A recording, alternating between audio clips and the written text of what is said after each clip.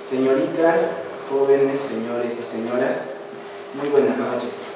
De parte de la editorial, le damos la bienvenida al Centro Bartolomé de las Casas. Hoy, miércoles 21 de diciembre del 2016, nos reunimos para realizar la presentación del libro El Holocausto Andino de la investigadora Pilar Roca.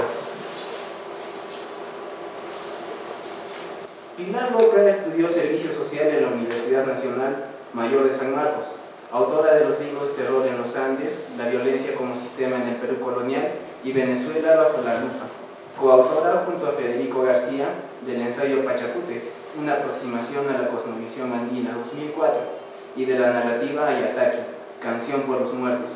Como cineasta ha producido y hecho la investigación temática de los cortometrajes Guando, Tierra sin Patrones, De la Colona a la Cooperativa, Socavón y Tajo Abierto, El Festín, Parábola del Mar Inevitable, los medios metrajes La Religión del Olvido, Hombres de la Luz, Cuando la solidaridad y el esfuerzo se unen, Los Danzantes de la Montaña Sagrada, Coscoluna, Bloque Regional de Poder Popular, los largometrajes Kunturhuasi, Kunturhuachana, Laulico, El Caso Guayanay, Tupac Amaru, El Socio de Dios, La Manzanita del Diablo, La Lengua de los Zorros, La Yuta Brava, El Forastero, la parte peruana de Enredados Sombras y los documentos de largometrajes 1000 días con Alfredo Torero, Venezuela de Trance, y ha dirigido el reportaje documental Lori Testimonio de Parte y el documental El Frontón, Historia de una Masacre. Contamos como comentaristas para esta presentación del libro con el profesor Rafael Mercado Ocampo, trabaja en el área de educación intercultural del CBC, con el catedrático Alejandro Herrera de la Escuela Profesional de Antropología de la Facultad de Ciencias Sociales y Derecho de la Universidad Nacional San Antonio Abad de Cusco, con el estudiante Roger Capcha de la Escuela Profesional de Antropología, y mi persona, me llamo Yeltsin, de la editorial.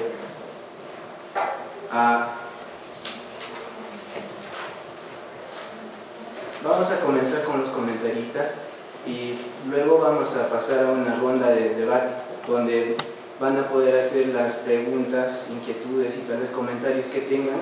Les rogamos que se realice todos los comentarios y las inquietudes. Vamos a comenzar con el señor Roger Capcha, que va a hacer el comentario inicial. Roger. Gracias. Muy buenas noches, agradecido por haberme considerado para pertenecer o ser parte de esta mesa y comentar este libro, El Holocausto Andino, de Pilar Roca, a cual saludamos y festejamos en este día. Bueno, a mí me ha tocado comentar la tercera parte de este libro, Las dos caras de la medalla, y la falsa y verdadera historia. La historia nos la han contado los cronistas, es como arranca la tercera parte de este libro.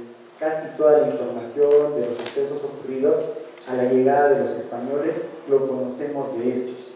Los investigadores interesados en el tema tienen como fuente primaria a los cronistas, pero ¿cuán fiable puede ser la información de los invasores que veían a la cultura andina con un espíritu europeo? Estos arribaron a estas tierras solo por intereses económicos y de poder. Ahora, los españoles que vinieron a este continente no fueron los más cultos y preparados, ni siquiera medianamente preparados, sino lo más bajo, pérfido y oscuro, con sed de riqueza, poder y sexo. Con su sola presencia cambiaron toda la estructura y organización cultural. El mecanismo cultural, quiero expresarme y decir, cuando me refiero a cultura, en todos los aspectos de la creación humana, lo económico, lo religioso, lo político. La autora en el tercer párrafo de la página 79 menciona lo siguiente: al llegar los españoles cambiaron la estructura social y económica, pues su deseo no fue lograr una sociedad de bienestar, sino exportar materias primas, principalmente minerales, el oro, cobre, para el enriquecimiento personal y del reino de España. Fin de cita. Estos semejantes a nosotros no les importó el cómo, y con esto me refiero que no nos consideraron humanos iguales a ellos. permitiendo que sean alimento de perros, cosa que no le agradó a Bartolomé Las Casas, denunciando este genocidio en su tesis Calidad humana de los naturales de las Indias. Nuestros ancestros fueron obligados a trabajar en minas exponiéndolos a minerales tóxicos sin ninguna protección, desfigurando totalmente el concepto de mita. En todo momento nos vieron como un objeto productor de riqueza, desde los repartos e impuestos en favor de los invasores. La autora Pilar Roca en este libro nos trae al recuerdo todas las atrocidades que uno se puede imaginar. Es obvio que los invasores querían desaparecer toda la cultura andina desde raíz. Empezaron por extirpar a la religión, justificando que esta es diabólica. A causa de la rebelión de Tupac Amaru, el quechua fue prohibido porque este es el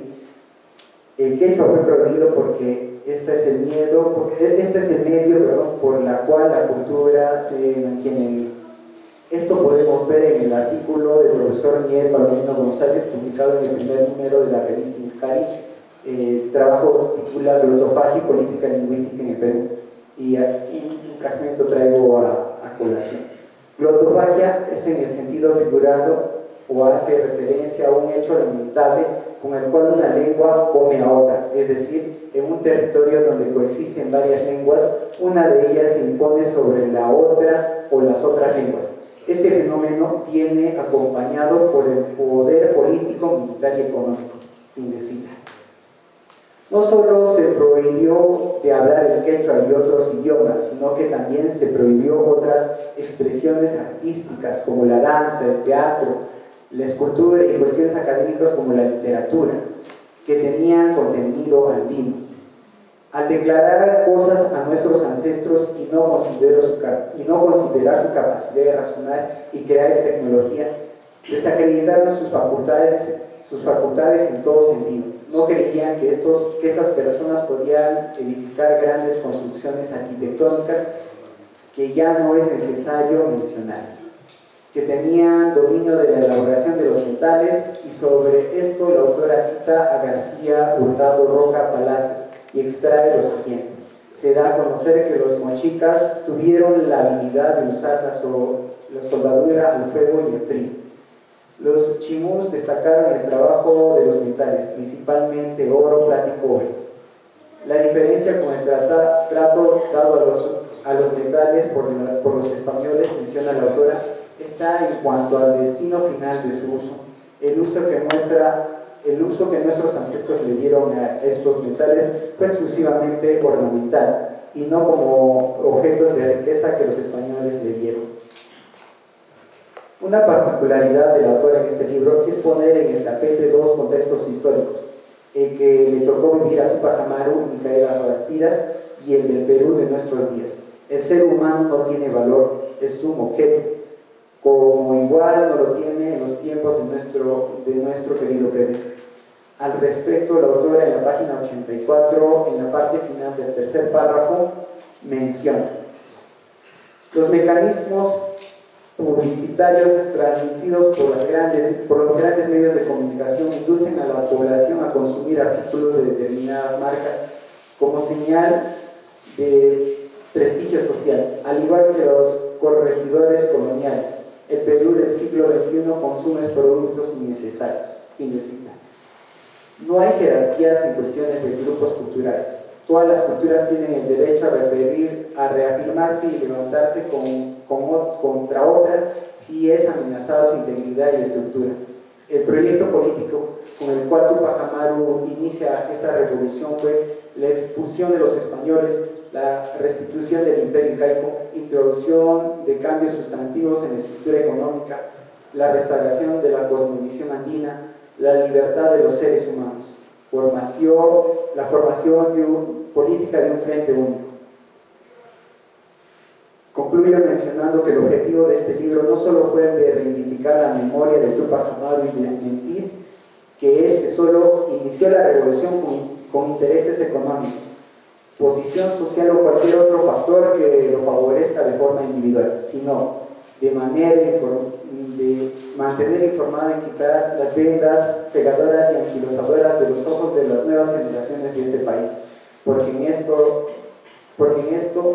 está el futuro que Túpac Amaru no pudo concretar.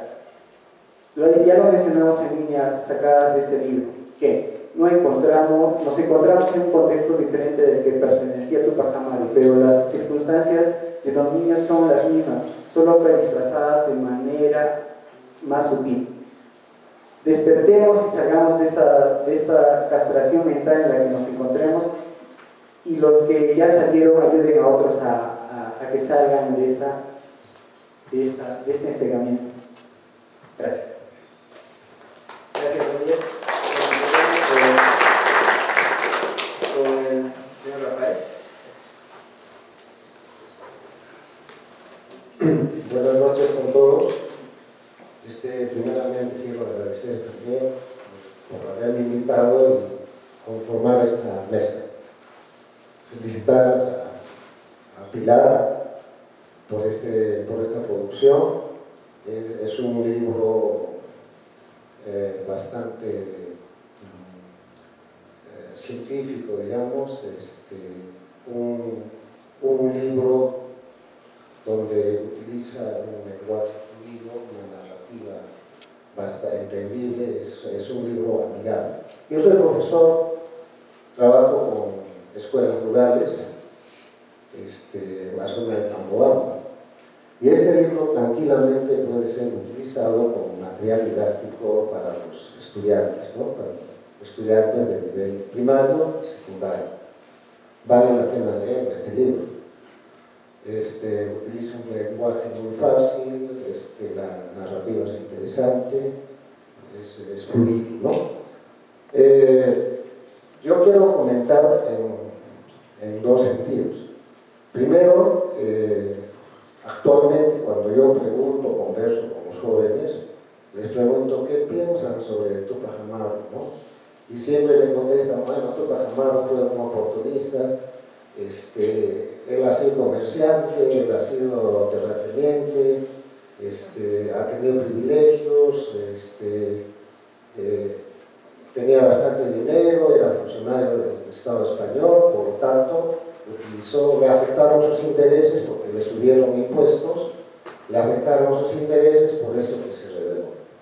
Entonces, esta corriente se está dando bastante en la mente de los jóvenes.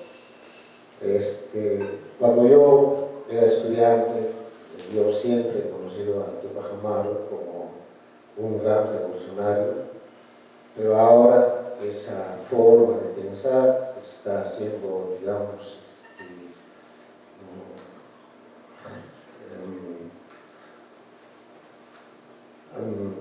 está siendo dominada por otra corriente, ¿no? Por la corriente de que Túpac Amaru no fue un revolucionario, sino un comerciante que utilizó a los indígenas para defender sus intereses. Bueno, hay argumentos sobre eso, ¿no? Uno de ellos es que Túpac Amaru no fue inca, él luchó por ser marqués de Oropesa, y lo cual es falso, ¿no? Si no hubiera sido antes había dos tipos había educación, uno para los españoles y otro para los indios nobles. Actualmente existe ese colegio, San Borja, ¿no? Túpac Amaru estudió en San Borja como indio noble. Si no hubiera sido un indio noble, no hubiera tenido educación, no hubiera accedido a la educación. Por lo tanto, ahí descartamos que Túpac Amaru no estaba buscando ser marqués, sino él era descendiente del linaje inca, ¿no? En efecto, Túpac Amaru se dedicaba al comercio, tenía 35 piaras, ¿no? Cada piara de 10 mulas, en total tenía 350 mulas, que se dedicaba al traslado de las encomiendas, alimentos y otros productos, ¿no? De Argentina hacia Lima. Pero eso no significa de que él no haya luchado, no es un revolucionario, que ha sido uno de los pioneros, uno de los primeros que ha luchado por los derechos humanos, ¿no? Él, en esa época que vivió Tupac Amaru, el único instrumento, el único medio que tenían para luchar por sus derechos, los indígenas, eran los litigios. Y siempre en los litigios perdían los indígenas. Nunca se les ha dado un dictamen a favor. Siempre en los litigios perdían. Entonces, antes de Tupac Amaru hubo muchos otros que han ido luchando por los abusos que había en la colonia, ¿no? Tupac Amaru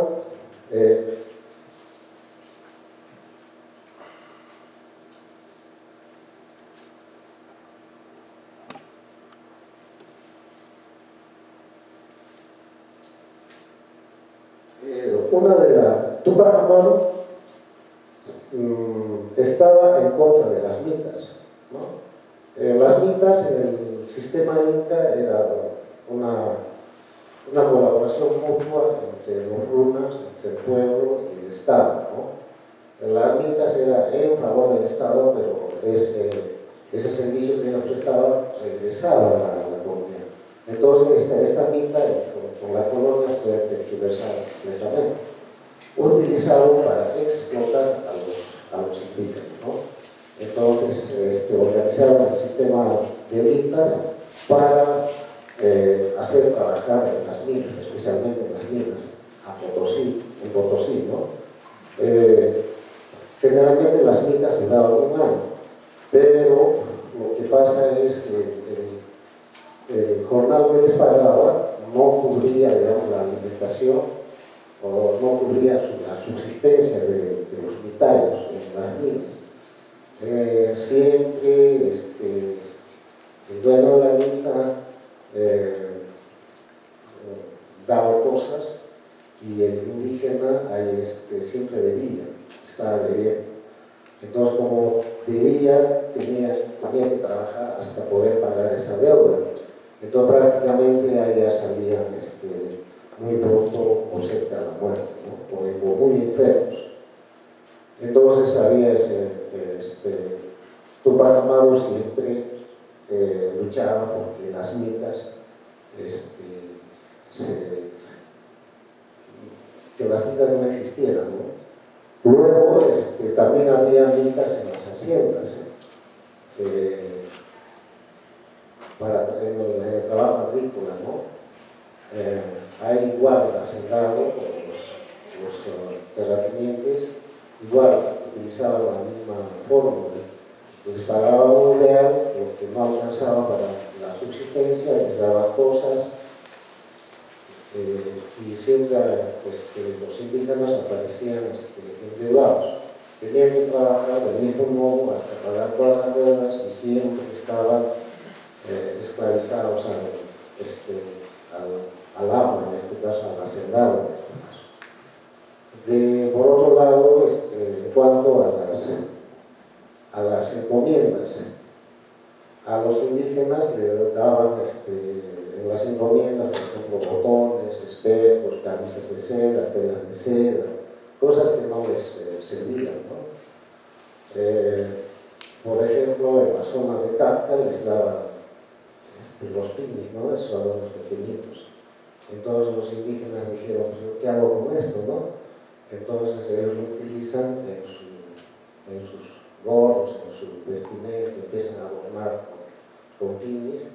En otro lado vamos a ver botones, ¿no? Que incorporan también a su vestimenta, o sea, le dan ese uso, ¿no? También daban telas, y de las telas también se hicieron una especie de casacas, ¿no? Pero las encomiendas que ellos entregaban tenían un precio ínfimo, digamos un real, y cobraban el doble, el triple, ¿no? Entonces España estaba desesperada porque vivía en una época de crisis. Estaba desesperado por conseguir dinero, ¿no? a costa de lo que sea. Entonces, por eso subieron las alcabalas, los impuestos, incluso a Tupac Amaru.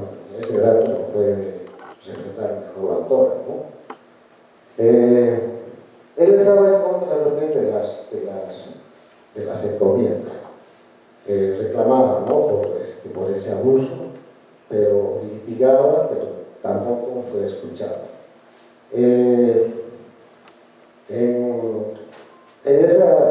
Cuando los indígenas participaban en las mitas, también en los obrajes, ¿no?, en los telares, ahí estaban encerrados los indígenas, trabajaban de luz hasta que salga la primera estrella. Entonces solamente se abría la puerta para en la hora del almuerzo, donde entraban con la alimentación y les daban algo que comer, ¿no? Entonces, y si en caso no hubiera terminado su trabajo, su tarea, él continuaba trabajando. Y si hubiera habido luz eléctrica, yo creo que hubiera trabajado las 24 horas, ¿no? Entonces, Tupac Amaru,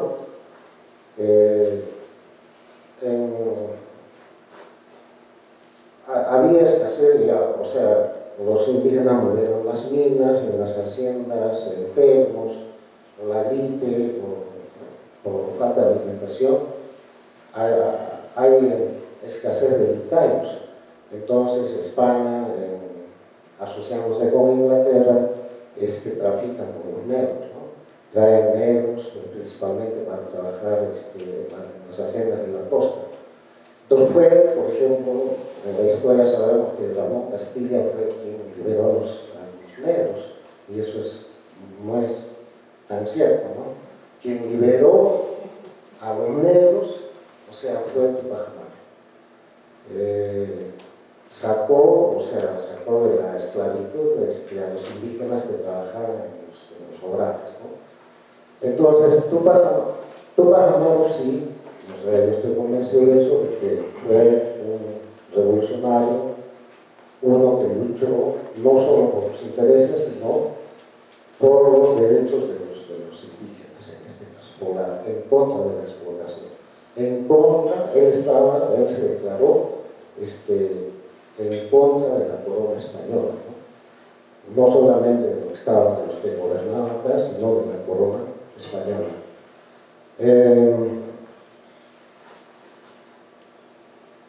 Lo que me preocupa es que en el Perú carecemos de héroes, de referentes políticos, y con esta idea de que Tupac Amaru luchó por sus intereses, porque le afectaron, estamos destruyendo la imagen de Tupac Amaru. O sea, está dejando de ser un referente, al menos en las comunidades, ¿no?, comunidades campesinas. Tupac Amaru, ¿cuál es el héroe mítico de los campesinos? Son los incas. Y Tupac Amaru fue un inca. Y si va a predominar esa idea de que Tupac Amaru luchó por sus intereses, estamos dañando la imagen de Tupac Amaru, es lo que me preocupa. Yo creo que hay que empezar a trabajar, ¿no? En las escuelas no se trabaja este tema, ¿no? Entonces yo pienso que este tema hay que trabajarlo en las escuelas, hacer entender a los niños que Tupac Amaru es un inca que luchó por los derechos humanos. Fue uno de los primeros, el pionero en luchar por los derechos humanos. Otra situación, otra preocupación que tengo es con la rebelión de Tupac Amaru se prohíbe hablar quechua y también utilizar la vestimenta. Sobre este tema, por ejemplo, no hay una investigación, y habría que hacer un trabajo investigativo. ¿Cuánto afectó esto en el detrimento, en el quechua? ¿Afectó, no afectó? Si afectó la cultura, no afectó. Pero yo creo que es una tarea, ¿no?, de investigar cuál fue el efecto que causó este decreto de prohibir que se hable el idioma quechua.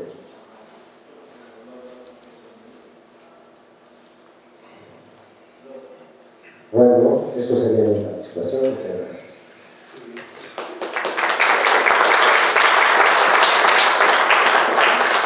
Gracias, señor Rafael. Ahora vamos a pasar con el señor Alejandro. Buenas noches, gracias por la invitación. Estoy muy contento de estar con mis colegas, con Roger, con Jelsin, con el profe Rafael, por supuesto con la autora, doña Pilar Roca, a quien conocí hace un par de semanas, aquí mismito, ¿no? Nos conocimos acá cuando estábamos charlando, ¿no?, sobre la política indígena. Así que cuando Anael Pilares, la editora del CDC, me invitó, me pareció fantástico continuar una conversación que había comenzado en esa oportunidad. Estuve revisando 2 libros de la señora Pilar Roca, Terror en los Andes, y el presente libro que estamos presentando, Holocausto Andino. Sin duda, la primera imagen que me formo de su trabajo intelectual, investigativo, es una visión suya de denuncia sobre un tema fundamental para la historia de América. Tiene que ver con la violencia. En primer lugar, me fijo esa temática, ¿no? La violencia colonial.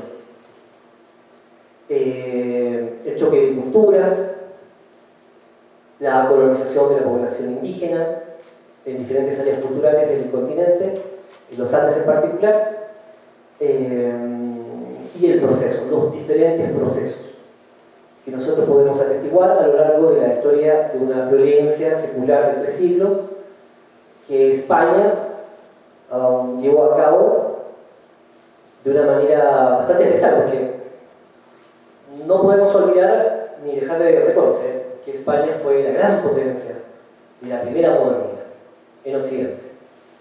España fue la primera gran potencia colonizadora junto a Portugal, mucho más que Portugal, España. De tal manera que el accionar de España en el siglo XVI es, bueno, está marcado por la leyenda negra.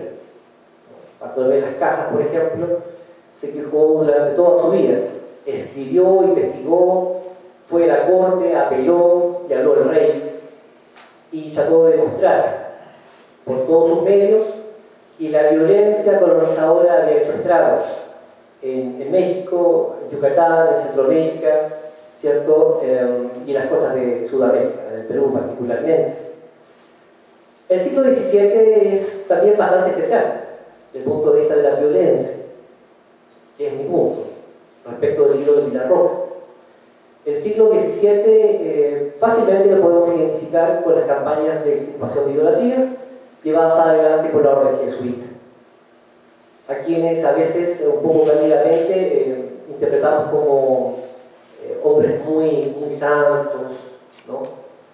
Probablemente muchos de ellos sí lo eran, pero el hecho es que la campaña de extirpación de idolatrías es una de las principales vetas, ¿no?, que nosotros podemos estudiar, analizar e interpretar a la luz de la violencia. En el caso de la extirpación de idolatrías nos encontramos evidentemente ante la persecución religiosa de la población indígena, en los Andes en particular, ¿no?, a lo largo de campañas sistemáticas que duraron prácticamente todo el siglo. Solamente hacia 1680, 1690 empezaron a menguar las fuerzas de los jesuitas extirpadores, y fue tremendo. La pérdida material, cultural, en vidas humanas, de la dignidad cultural, del pensamiento original, local, entre otros hechos que nosotros podemos identificar. Obviamente no voy a negar, no se puede negar que hubo un desarrollo cultural colonial importante, y lo podemos verificar en el arte, lo podemos verificar en el mestizaje, ¿no?, y en otras áreas, ¿no?, de la historia cultural del siglo XVII. Pero el punto es la violencia, y conviene detenerse en el análisis de la violencia. Es un ejercicio insoslayable, a pesar de que los españoles se han defendido por 4 o 5 siglos incluso, de que fue un proceso más bien de mestizaje, de armonía, de integración. Ese es el discurso oficial de ellos. Más adelante me voy a referir un poquito a las últimas publicaciones de España sobre este tema. Y el siglo XVIII es también un siglo de violencia, creo yo, con el cambio de dinastía respecto de España, sobre todo en el contexto de la economía política. Sobre todo. Los Borbones se dedicaron la primera mitad del siglo XVIII a construir programas para acelerar, ¿no?, la remesa de metales preciosos para poder financiar las dificultades de España en Europa. Y conviene recordar en ese sentido que España sí estaba en efecto en serias dificultades respecto, por ejemplo, de Francia, de Inglaterra e incluso hasta Prusia, por qué no mencionarlo, ¿no? España, a lo largo de 3 siglos, atravesó por múltiples bancarrotas, de tal manera que las colonias de América eran su cheque en blanco, pero requería de enormes cantidades de esfuerzo laboral para lograr explotar, ¿cierto?, las principales materias primas y sostener el erario español. De allí entonces que las políticas, por ejemplo, a partir del rey Carlos III, ¿no?, fueron extremadas, fueron afinadas. Y el sistema transatlántico, el sistema de transporte de los barquitos, de las materias primas, de la plata en particular, se hizo cada vez más y más sistemático. Es decir, la drenación de riqueza, como diría Eduardo Galeano, allá por los 70s, fue persistente. En todo momento, ese fue el principal interés de la corona. Y allí está, ¿cierto?, la institución de la MITA como la principal institución de esta estructura transatlántica de drenación de riqueza metalífera. Y desafortunadamente, para llevar a cabo estos planes político-económicos, ¿cierto?, en la época la herramienta no era sino la explotación del hombre por el hombre, aunque suena un poco añejo este concepto tomado de la teoría de Hegel, de Marx o de Engels. En efecto, fue una presión constante, el sistema funcionó, pero a costa de la violencia social, laboral, económica, institucional, estructural y también, evidentemente, de la violencia militar y de la corrupción.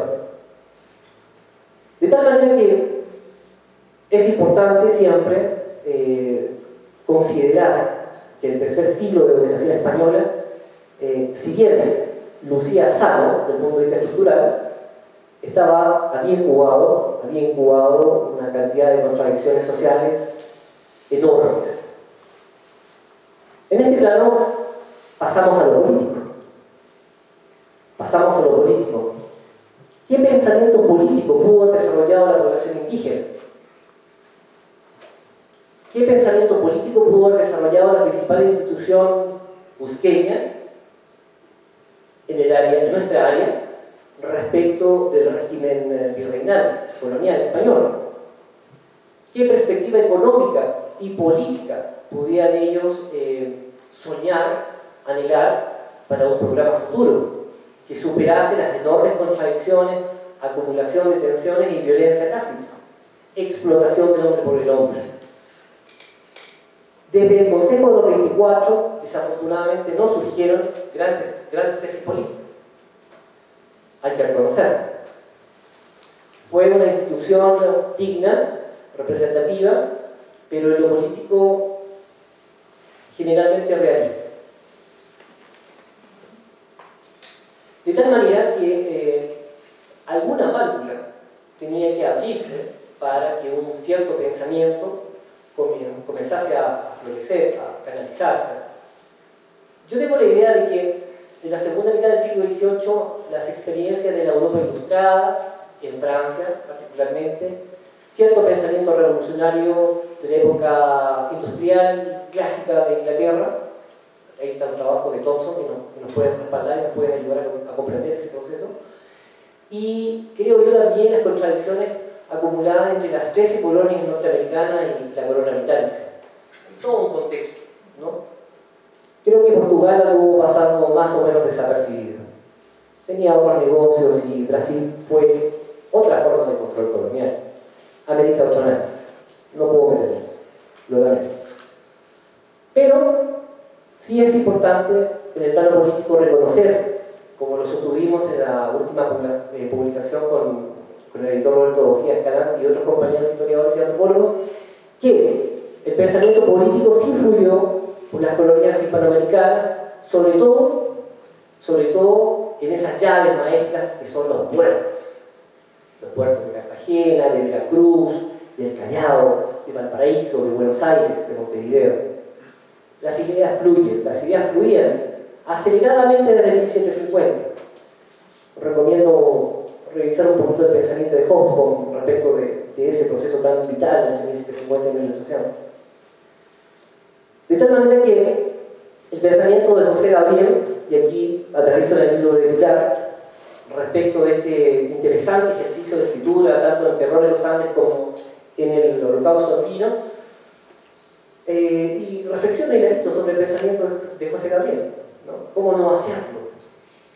Fue prácticamente la única expresión de un pensamiento político no realista, que desde luego fue madurando desde un grado cero, cuando señalaban en sus pactos, están en los anexos del libro, ustedes pueden revisar la interesante compilación de anexos que hace Pilar Roca hacia el final del libro, parte reconociendo algo políticamente correcto. Recurramos a ese concepto de lo políticamente correcto. Abajo el mal gobierno y viva el rey. Pero ese pensamiento político va a ir madurando. Lima, los litigios de Lima, el enorme incremento de tasas, tributos, alcabala, etc., que el gobierno de Carlos III impone, van a ir poco a poco, yo diría, radicalizando el pensamiento de José Gabriel Condorcanqui. Lo van a radicalizar y él se va a proponer, creo que Pilar lo plantea muy bien, de forma muy estructurada, va a ir superando etapas de pensamiento político.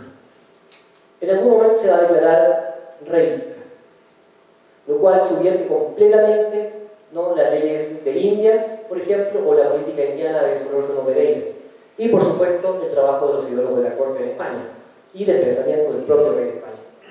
De tal manera que llega a esa radicalización concreta.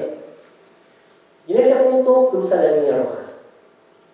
Comienza la organización clandestina del movimiento y se van poco a poco quemando las etapas suficientes para llegar a un pensamiento drástico. La abolición de la esclavitud, la abolición de la mita, la ejecución de los gobernadores corruptos y asesinos, la denuncia de que el sistema estructuralmente es asimétrico, es injusto, le llevan entonces a la tesis y allí es donde lamentablemente la revolución fracasa, de insinuar, quebrar el virreinato. Ya, esto es polémico y seguramente muchos pensadores como Jürgen Golte, como Steve Stern, como Skalko Phelan, como hasta Boleslao Levin hace 50 años atrás, podrían reclamarme en este momento. Pero tenemos una acumulación de conocimientos suficientes para levantar la hipótesis. Es probable que en el momento final de esta insurrección el pensamiento político haya llegado a esa tesis y a ese programa. Desafortunadamente el proceso es quebrado en mil pedazos, no me voy a extender en ese paradigma de la violencia porque en el libro de Pilar está perfectamente establecido, muy racionalmente, muy acuciosamente. Ustedes lo van a poder leer, lo van a poder digerir, lo van a poder meditar con calma. Pero el pensamiento político andino no termina allí. Obviamente otros revolucionarios hicieron lo suyo en diferentes lugares como Guarachirí o como en la Selva. Ustedes ya saben a qué me refiero. Y solamente restarán 30 años, incluso 25 años, para que otros pensadores de otra extracción social de la sociedad estamental española o colonial comiencen a madurar esa tesis que quedó en puntos suspensivos en 1782. Y aquí está el libro que acabo de comentar del editor Ojeda Escalante sobre los hermanos Angulo, ¿no? Sobre Mateo Pumacahua, que implacablemente persiguió a los revolucionarios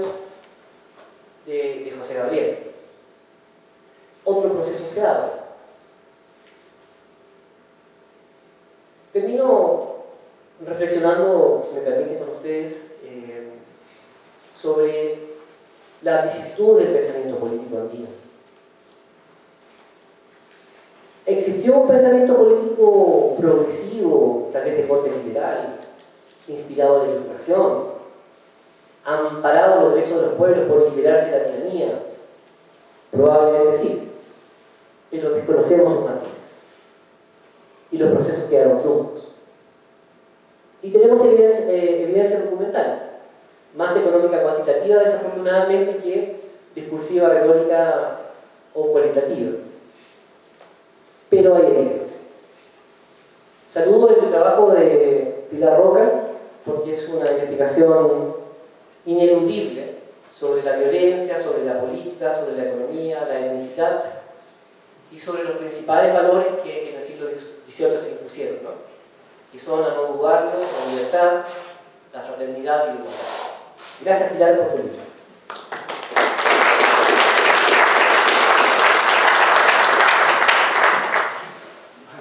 Gracias, Alejandro. Ahora pasaremos por el comentario de la señora Pilar de su libro. Buenas noches. En primer lugar, agradecer a Tomera Casas y agradecer a Roque, a Rafael y a Alejandro. Han tenido un poco de tiempo para leer el libro y estoy bastante sorprendida, ¿no? Porque poquito tiempo, el libro recién ha llegado, ¿no? Y les agradezco más porque ha sido un gran esfuerzo de ellos, ¿no? En tener que leer un libro y enseguida hacer un resumen y, como he visto, no han hecho un resumen, se han identificado con el libro, lo han llevado a cabo, lo han estudiado y han dado su opinión, lo cual es muy valioso y tomado apuntes porque siempre se va aprendiendo cosas, ¿no? ¿Yo qué les puedo decir del libro después de lo que han dicho? En realidad, el libro es parte de mi tema, que es la violencia. Es cierto. Hace mucho tiempo me he dedicado a estudiar la violencia porque pienso que como la violencia nos fueron conquistando, como la violencia nos callaron la boca y con la violencia nos siguen callando la boca hoy día. Porque hay violencia política, violencia social, violencia psicológica, violencia laboral, ¿no? Esta violencia se ha ido, no es igual que antes, pero ha ido refinándose. Ya no estamos en el siglo XVII ni en el siglo XVIII, pero esa violencia refinadita nomás se sigue dando y se sigue armando con nosotros. Hoy día, como en la época de Tupac Amaru era un subversivo, porque se levantó y trató de quebrar el dominio español.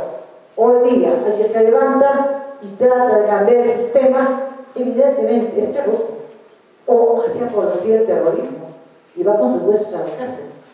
La violencia sigue. Nadie se atreve hoy en día a defender a alguien que, bueno, fue terrorista, fue senderista, fue MRTA, fue algo, estuvo contra el sistema. Nadie lo defiende. ¿Por qué? Porque tenemos miedo. Porque tenemos miedo de que nos digan, ah, tú eres un violento, tú estás siendo un terrorista, tú vas a la cárcel con tus huesos. Nadie quiere. Te sacan del trabajo, no te invitan a dar una conferencia, porque dicen, ah, habló, entonces es de ellos porque es antisistema y vale. Por eso es la importancia de la violencia, porque con la violencia nos han subyugado, con la violencia nos han amenazado, con la violencia tenemos miedo y la violencia es muy grande. La violencia es de que el hijo no va al colegio. Aquí Laura Calle, para los cusqueños, ¿no? Era una cusqueña. Ella fue violentada desde niña.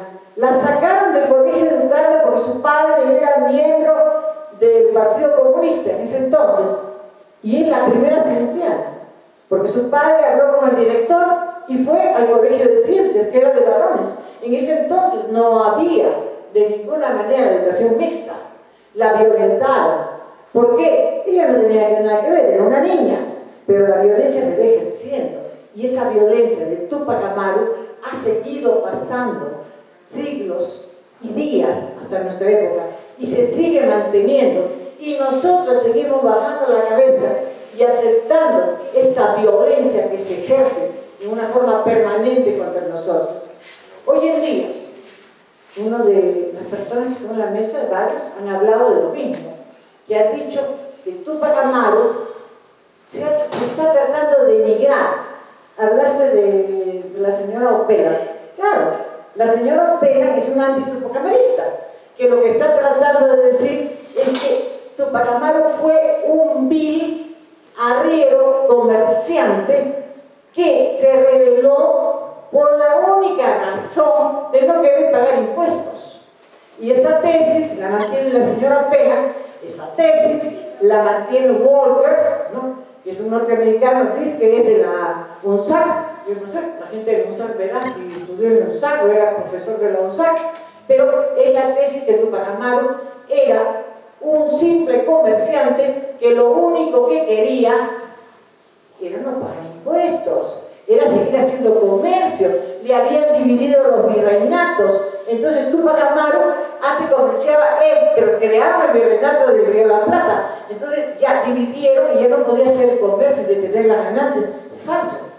Si nosotros apelamos a los documentos del juicio, que creo que son los más valiosos, ¿no?, si vemos los documentos del juicio a Túpac Amaru, a Micaela, a Cecilia, a Tomás y a toda su gente, ahí nos vamos a dar cuenta que Túpac Amaru lo que quiere es el corte radical con España. Eso es lo que quiere y lo está planteando. Por eso él dice, José Gabriel en sus bandos, José Gabriel, rey del Partiti, rey de los mares del sur. Y estos reyes, ¿no?, católicos han usurpado mi territorio y han tomado a mis vasallos. Lo está diciendo. Está clarísimo que él quiere salir, él quiere la independencia, él busca la libertad. Él era un inca y él quería volver al Tahuantinsuyo, también no exactamente como era, pero porque habían pasado 2 siglos, pero es lo que pretendía. Entonces hay una corriente para quitarnos a ese ícono que es Túpac Amaru. Es como si nos quisiera quitar a Grau, todavía no se han metido con Grau, pero ya se meten con Túpac Amaru. Y hay estudiosos que de medias verdades dicen falsedades. Se dice que Túpac Amaru solo quería ser marqués de Oropesa. Falso. El marquesado de Oropesa estaba unido con el título de Inca. El señor Walker, en su libro, dice, quería ser marqués de Oropesa. Claro, porque nos quiere dar la idea que, bueno, admiraba España, Túpac Amaru quería ser un marqués y gozar de los privilegios de un marqués. No, Túpac Amaru lo que él dice, yo quiero ser Inca y que se me reconozca como Inca. Y para poder hacer mi revolución necesito, dentro de la cosmovisión andina, necesito que se me reconozca de Inca como guía, conductor, ¿no? Eso es lo que yo necesito.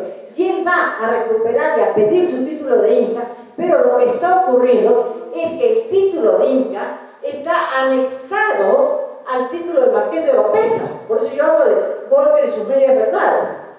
Claro, al pedir el título de Inca está anexado al título de marqués de Oropesa, porque este título se crea en compensación a la nieta de Saidi Túpac, que se casa con un español. Entonces se crea y automáticamente el marquesado de Oropesa va con el reconocimiento del Inca. Entonces es media verdad. Se está pidiendo pues el marqués de Oropesa, pero no pide eso, él quiere ser Inca. Que viene anexo a lo otro, está bien, y lo va a aceptar. Entiendo que para hacer una revolución se lleva mucho dinero, y él necesitaba dinero, necesitaba muchas cosas. Pero esas son las medias verdades que se nos está diciendo, ¿no? La violencia ha sido tan grande que si ustedes ven en este libro, aquí hay una pintura. Si la observan bien, se están comiendo a la gente. Ya en la mesa se ha hablado de esto, algo. Se ha hablado de Gil de Sepúlveda y de Bartolomé de las Casas. Se nos comía, ¿no? El mundo que hereda Túpac Amaru es un mundo de violencia, un mundo donde se discutía si teníamos alma o no la teníamos, donde éramos homúnculos, quiere decir unos semi-hombres, nos llegábamos a ser hombres, y por lo tanto había derecho a comernos, y se establece oficialmente, ¿no?, como institución de perrear. Digo como institución porque hay que diferenciar un loco que hace una cosa, pero lo que la sociedad acepta y se institucionaliza es esto, el perrear. Y el perrear en última instancia significaba que podía comerse a la gente, a nosotros nos comían. ¿Y para quién nos comía? Los perros. Éramos comida de perros, ¿no? Cuando el perro ya no tenía que comer, así como se caza la liebre, como se caza el zorro, salían con los perros a cazar, solo que no había liebre ni zorro, habíamos nosotros. Y éramos nosotros a quienes nos comían, ¿no? Esto era ese mundo violento, es el mundo que Tupac Amaru va a heredar. El mundo, como han dicho acá, de la mita. No es la mita, porque el otro día hubo una discusión sobre la mita, ¿no? Y claro, no se había aclarado bien. No es la mita clásica, porque llega el virrey Álvarez de Toledo y cambia la mita, ya no va a la reciprocidad andina. La mita era parte de la reciprocidad andina, sino que lo pone como un trabajo obligatorio, un trabajo que yo le llamo esclavista. ¿Por qué? Porque iban y cazaban de 100 en 100 a lo que ellos llaman indios y nos llevaban a las minas Potosí o Huancavelica, habían 720 minas. Y ahí trabajábamos y ahí hasta que moríamos. Decían que nos pagaban, sí, nos pagaban porque las leyes decían, las leyes de Burgos decían que había que pagarnos, pero siempre la paga era menor, mucho menor que la alimentación y no podíamos salir porque éramos deudores. Era igual en los obrajes, amarrados, como lo ha dicho él, amarrados al obraje, al telar, solamente podían salir un ratito a tomar un alimento, ¿no? Y seguían amarrados, hasta que ya no, era imposible trabajar porque no se veía. Entonces eran trabajos esclavistas, en el campo también, porque si no, ¿qué cosa es la esclavitud? La esclavitud no es que me obliguen a trabajar, no es que me cambien de lugar, no es que me encierren, eso no es esclavitud. Por favor, eso es esclavitud. Entonces los españoles implantaron un trabajo de esclavos, ¿no? Ahora, ¿por qué Tupac Amaru se le niega? Para mí, por la trascendencia. Tupac Amaru, para mí, si hablamos de política, ¿no? ¿Quién fue el primero? El primero que crea un frente único. Tupac Amaru. ¿Por qué? Porque él dice, nos levantamos contra España, ¿no? Nos independizamos. ¿Y quién entre todos? Todos, evidentemente, menos el virrey, que no iba a entrar, y el corregidor, pero todos los demás podían entrar para luchar contra España. O sea, era en torno a un punto común la unidad. Ahora, lo que pasó fue que a medida que se radicalizaba la lucha, los que veían sus intereses perjudicados, como eran los dueños de los obrajes, los dueños de las mitas, ¿no? Y se iban para el otro lado y se producía el transfugismo. O sea, se iba porque decían, no, ya está afectando mis intereses, ya me liberaron a la gente del obraje o del obrajillo, entonces ya yo no quiero estar con este. Entonces la gente iba corriendo al otro lado, pero él hace una unidad de todos. Él une a la gente, el primer frente único es de Tupac Amaru. Es el que reconoce los derechos de la mujer, porque las mujeres participan en las batallas. Micaela, Tomasa, Cecilia, Marcela, todas participan, son generalas, son conductoras de ejército. No es la mujer que lava, plancha y cocina, es la mujer que pone sus capacidades al servicio de una revolución. Son gente que conduce las batallas, ¿no? Y él acepta y valora a la mujer. No es, porque la mujer en ese entonces tenía otro rol, pero él permite que la mujer acepte su rol. Y Tupac Amaru va pasando a la historia y va pasando, y hoy en día lo que ocurre con Tupac Amaru sigue ocurriendo. ¿No tenemos un problema con las mineras? ¿No contaminan las mineras? ¿El petróleo no contamina? ¿Qué éramos nosotros antes que España llegara? Éramos un país eminentemente agrario. ¿En qué nos convirtieron? En un país minero, exportador. Como se ha dicho en esta mesa ya, España necesitaba mucho dinero. Había una competencia por la hegemonía mundial entre España, Francia, Portugal e Inglaterra. Entonces los Borbones, que es la nueva casa que entra, necesita ese dinero y nos convierte peor todavía en un país extractor de materias primas que ellos se llevaban, que el oro, la plata, la soga y varios minerales. Y hoy día no tenemos el problema. No estamos desarrollando, estamos creyendo que hay aquí un desarrollo industrial, que es lo mismo. Hoy día es lo mismo, es una exportación de materias primas, somos un país productor de materias primas. A eso nos han convertido y seguimos. Entonces, cuando se habla que desde la época de Tupac Amaru teníamos asignado ese rol, por eso no se quiere. Por eso no se quiere que la gente piense y diga, oiga, pero que no hemos cambiado nada. La cosa, bueno, con determinados cambios y variaciones, la cosa sigue igual. Entonces, Tupac Amaru tiene una visión estratégica, tiene una visión de volver al incario. No estoy hablando en ningún momento que Tupac Amaru es un demócrata, porque hay gente que confunde y dice, Tupac Amaru es un demócrata. No. Él era un inca. Hay que entender desde la cosmovisión andina qué significa un inca, que es un guía, un conductor, un hombre que lleva a cabo bajo su dirigencia. Eso es lo que él está haciendo. No podemos en este momento decir, ¿no?, que asimilar a una cuestión democrática de Tupac Amaru, porque no es su intención, una intención democrática.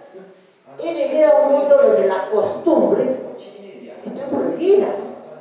Nuestras costumbres estaban prohibidas. Estaba prohibido el color negro. ¿Por qué? Porque se suponía que el negro se llevaba por la muerte de Atahualpa. Y también después de la muerte de Tupac Amaru se vuelve a prohibir porque se supone que es por la muerte de Tupac Amaru. Estaba prohibido. El vestido que hoy usan no es un vestido nuestro, no es el unco. Es un vestido traído fundamentalmente de Castilla, porque se nos prohíbe, la violencia es tan grande que se nos prohíben los vestidos, se nos prohíbe la música, se prohíbe el pututo. Yo siempre me pregunto, ¿qué tendría de especial un pututo para que en la sentencia está hasta como nombre propio? Y se nos cambia por guitarra, se nos cambia por castañuela, se nos cambia por otros instrumentos, y se nos prohíbe lo nuestro. Entonces, Tupac Amaru es un reivindicador del arte, es un reivindicador de la historia misma, la historia que nos han contado. Y esto, bueno, a uno no les va a gustar, pero la historia está en revisión, ¿no? Es en relación a los mitos. El mito de los homúnculos, ya se lo he dicho, que no éramos humanos, entonces podían hacer como nosotros lo que querían. El mito de Cajamarca, ¿no? ¿Realmente nos conquistaron en Cajamarca? ¿Fue lo que nos han contado de Cajamarca? No. En Cajamarca hay otras explicaciones, pero la historia nuestra, porque está desde el punto de vista de los vencedores, ¿no? Y dentro de los vencedores cumple un rol muy importante en la iglesia, ¿no?, que dice que nos vencieron ellos, no hubo batalla. A las afueras de Cajamarca habían 60.000, un ejército de 60.000 personas. Los españoles eran 136. Que teníamos miedo al caballo, por favor. Los caballos habían venido desde el segundo viaje de Colón, ya estaban los caballos acá. O sea, no era la primera vez que veíamos un caballo. La gente se movilizaba. No podíamos tener miedo al caballo. Que ver un hombre sentado encima de un caballo, ¿cómo es un cuadrúpedo? De una naturaleza más grande, más flaco, más gordo, más chico, pero es un cuadrúpedo. Que el niño no se ha subido encima de una alpaca, de un guanaco, de una llama. ¿Qué cosa era de extraño ver un hombre encima de un caballo? No había miedo a los caballos. Y el recuerdo de rescate, el recuerdo de rescate no existió. Lo que existió fue un convenio entre los reyes de España y Francisco Pizarro. Y esto es la capitulación de Santa Fe, por la cual, ¿no?, Pizarro, todo lo que él fuera por conquista era de él, y todo lo que fuera por donación o encuentro era de él. Entonces Pizarro necesitaba que las cosas fueran por conquista. Necesitaba, pues si no se quedaba sin nada. Entonces, ese es un mito. La conquista de Cajamarca es un mito. Ese es uno de los mitos que es el señor Andrade, quien en un libro que se llama La verdad de Atahualpa, ¿no?, va descalificando la historia de los arcabuces. Eran 3 arcabuces nada más, porque solo cobran, dentro de la premia de sueldos está solo 3 arcabuces. Según más arcabuces, porque todo se cobraba, ¿no? ¿Y cuánto se demora uno en disparar un arcabuz? Mucho. Y el Inca tiene 60.000 personas. Ninguna de las 60.000 personas pudo defenderlo. No, pues, eso no es real, ¿no? Hay otra historia que lo cuenta Laura Laurenzi, es una italiana, que dice que Blas Valera tuvo en su poder la carta de Francisco de Chaves. Francisco de Chaves fue uno de los conquistadores que vino con Pizarro, y que Francisco de Chaves invalida la conquista de Cajamarca porque se hizo con vino envenenado, y esa no era legal. Eso ilegalizó, según la señora Laurenzi, la conquista. Y Blas Valera solicita la anulación de la conquista, y volver a un tahuantín suyo de tipo cristiano. Esta es la razón por la cual a Blas Valera lo juzga la Inquisición y le dan la muerte civil. Y ya vienen las historias que si lo que escribe Garcilaso es de Blas Valera o es de Garcilaso. Yo eso no lo voy a discutir porque no tengo los elementos del juicio para saber, y también de Guamán Poma. Guamán Poma de allá parece que fue Blas Valera y no fue Guamán Poma. Entonces, eso está todavía en revisión. Eso todavía no hay una opinión, hay posiciones, hay posturas, ¿no? Pero ese es un mundo que va heredando Tupac Amaru. Antes se habló de los 24 lectores, ¿no? ¿Qué cosa eran los 24 lectores? Eso hay que tener mucho cuidado. Cuando vine acá a Toledo, el virrey Toledo,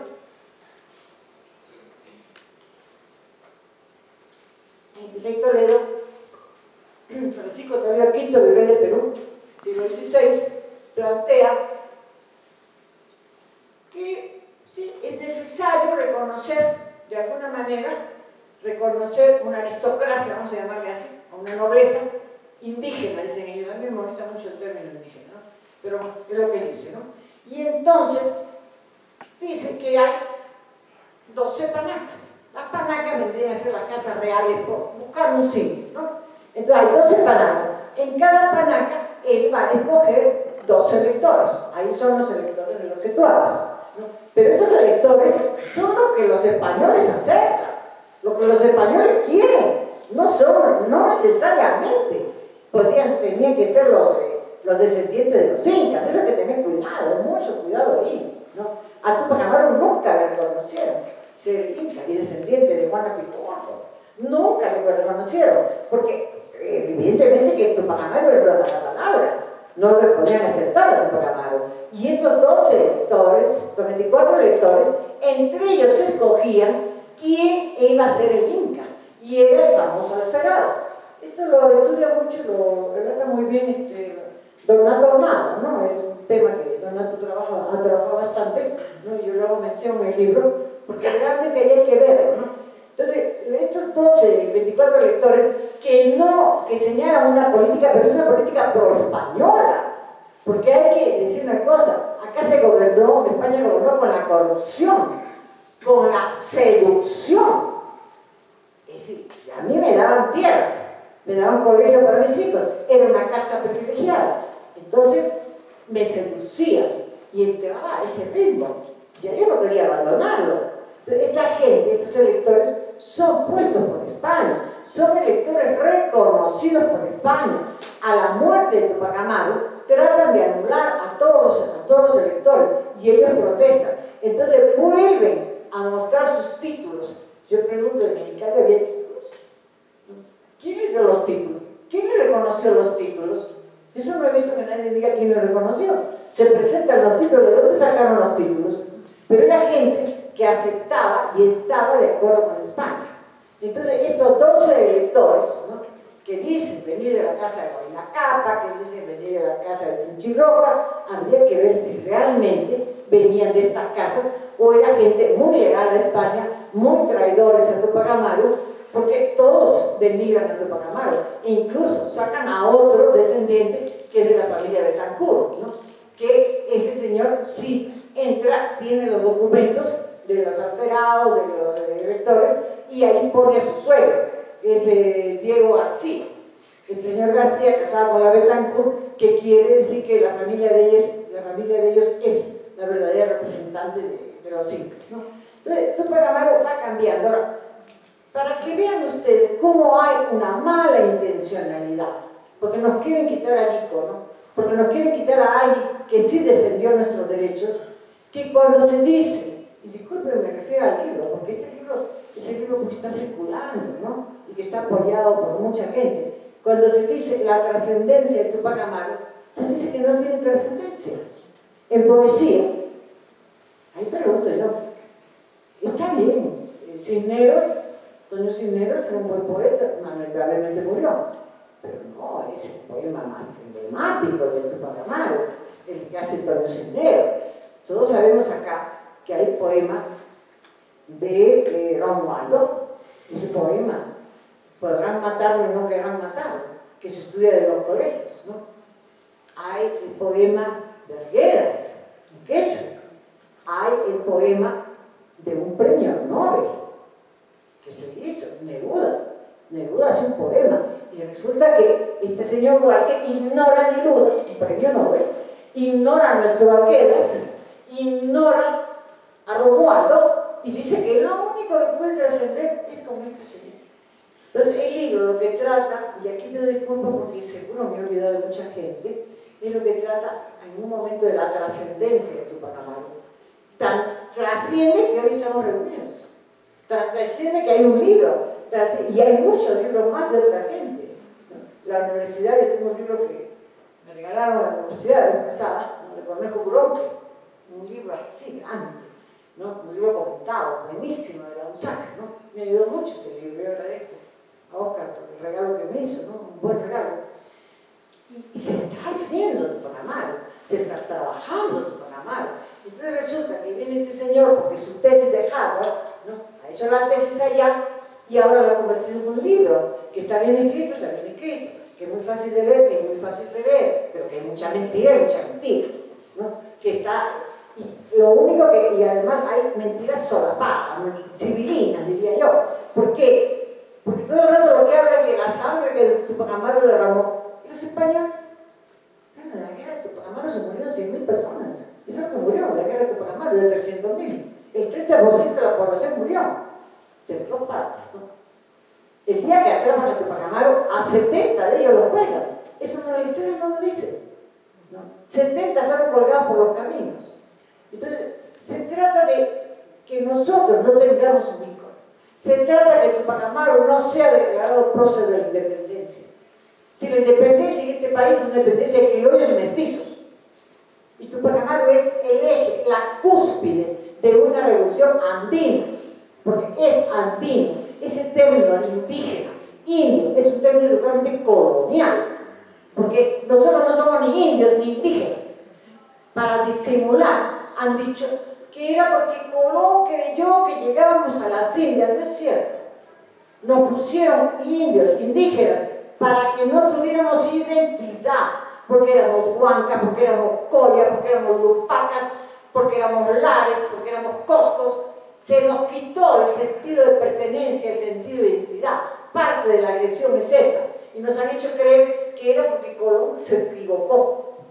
No. Es porque no han querido que tengamos identidad ni sentido de pertenencia a una etnia que era la nuestra. Porque si nosotros no sabemos de dónde venimos, no podemos tener nuestro presente y mucho menos proyectarnos en el futuro, porque no tenemos identidad. Se nos dijo que nuestra cultura era inferior. Y siempre se nos ha dicho, se nos sigue diciendo. Bueno, ya no quiero decir a quién condecoró este señor ministro hoy en día, ¿no? Porque es una vergüenza. Es un acto humanitario, sí. Pero por Dios, ese señor no tiene que ver con la cultura nuestra. Que cuál es la cultura. No sé, porque lo ha condecorado, ha salido en la televisión con papel, medalla, qué sé yo. El señor está muy mal, ¿no? Haber condecorado a gente, ¿no? Que realmente no ha aportado ni al arte ni a la cultura. Humanamente que haga lo que quiera, humanitariamente que lo ayude como sea, ¿no? Que le lleve lo que quiera, le dé el dinero que quiera, si es una cuestión humanitaria, pero que no nos confunda, porque eso es la confusión.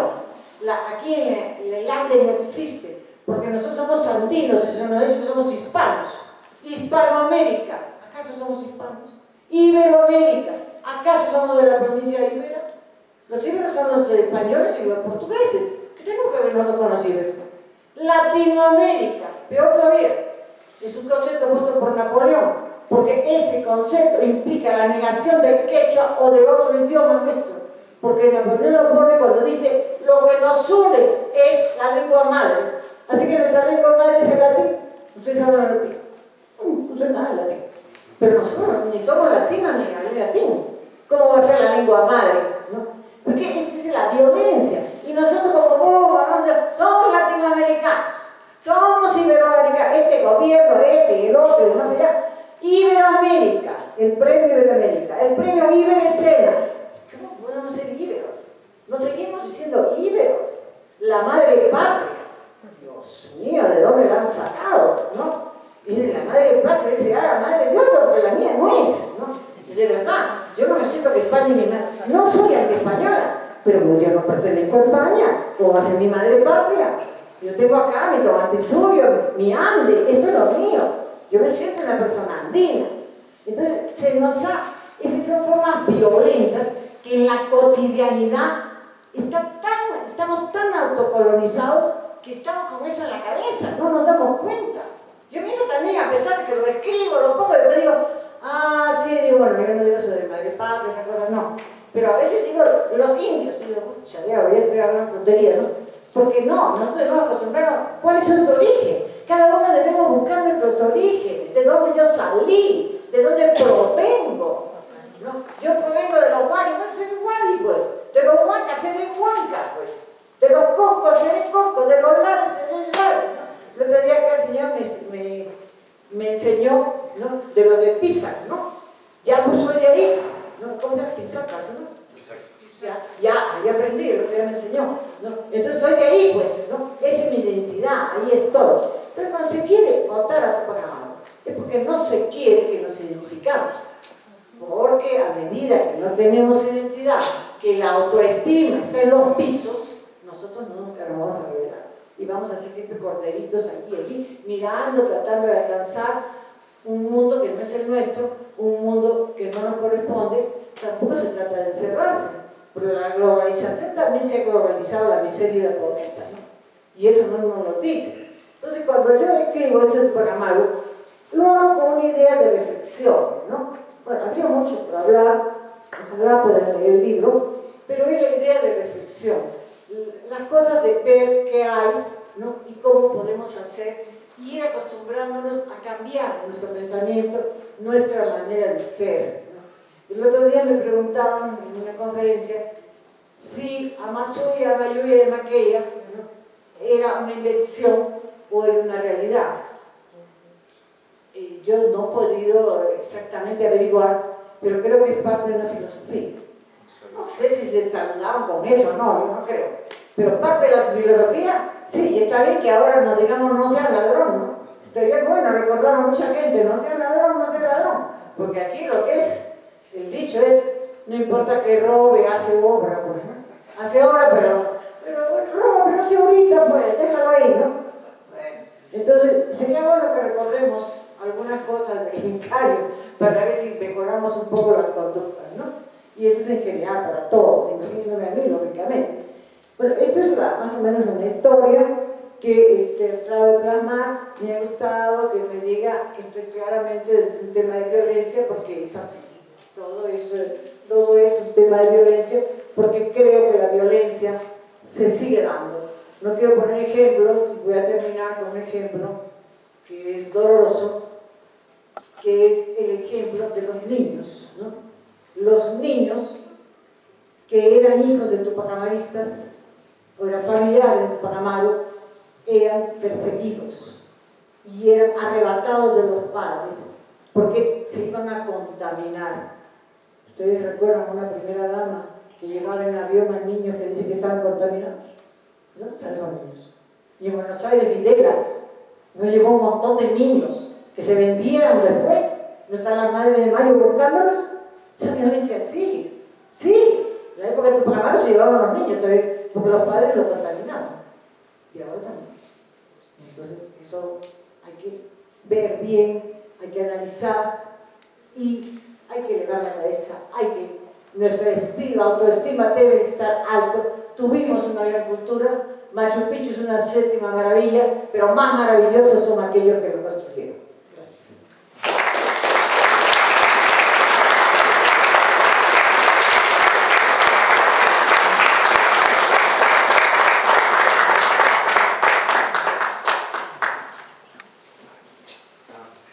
Bueno, después de haber escuchado a todos los comentaristas y a la misma autora, vamos a pasar con la ronda de preguntas, inquietudes, comentarios que tenga el público presente. Si hay personas, sí.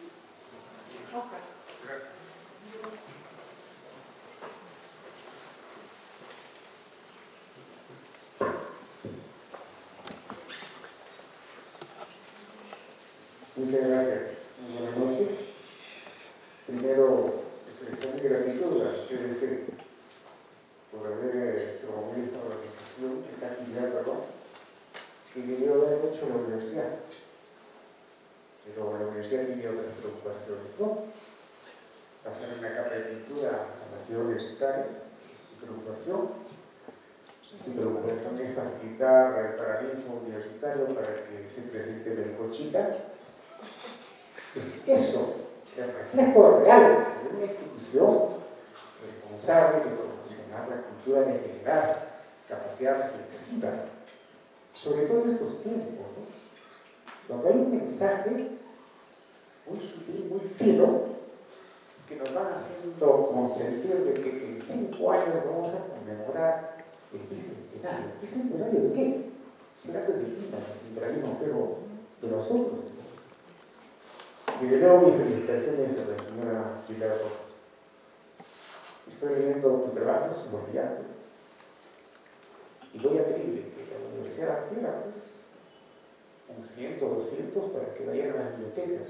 Yo quisiera saber cuántos libros se comprado en la universidad, ¿no? Por lo menos en mi facultad creo que no se compró nada. A lo mejor en otras facultades se viene comprando, ¿no? Ahora, para mí, uno de los grandes problemas en enfocar el asunto del movimiento de Túpac Amaru es haber empezado con las reformas borbónicas. Para mí, ahí está la madre del gran problema, el origen del gran problema, de querer llevar este movimiento de rebelión, ¿no es cierto?, a una reivindicación de una persona.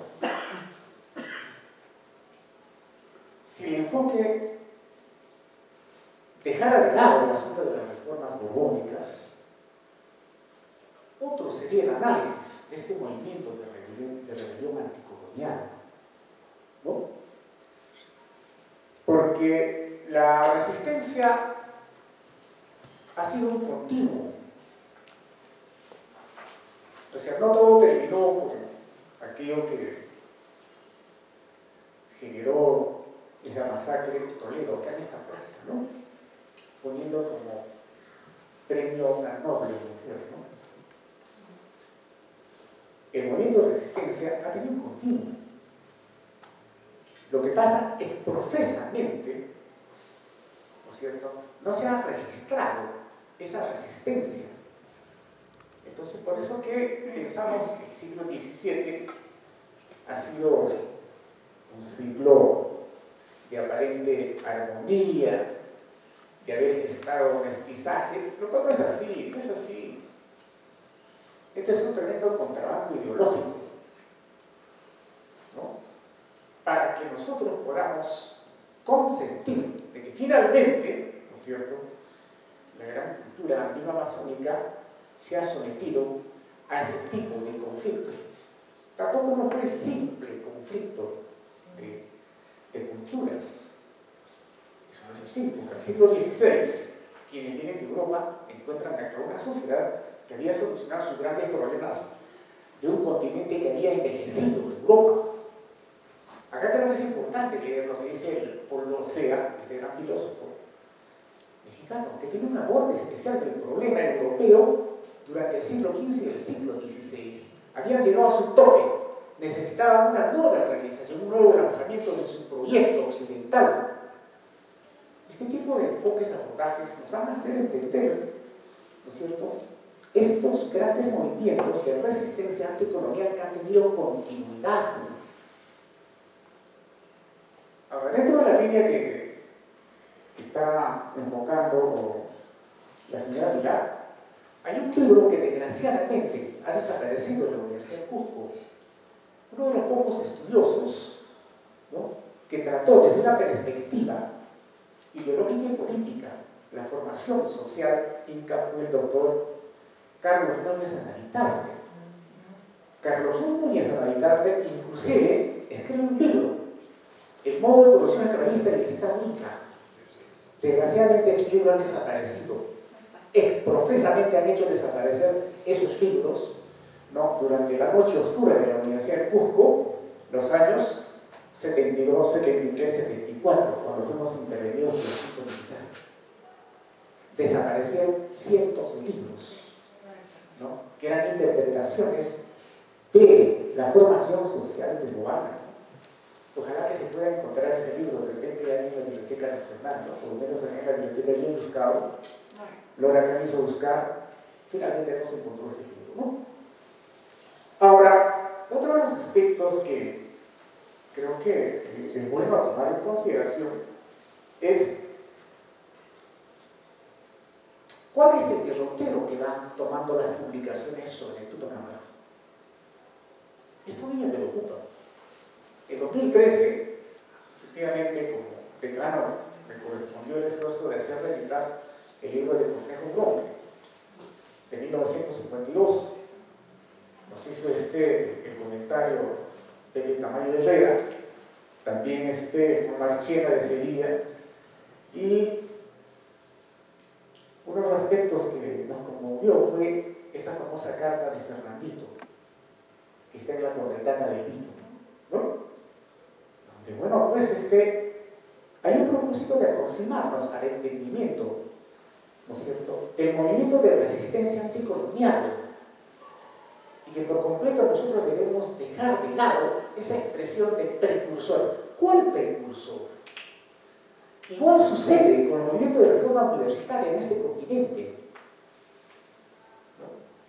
Quienes hicieron los diagnósticos en 2000, 2002 para el proyecto de reforma universitaria dicen, ¿no?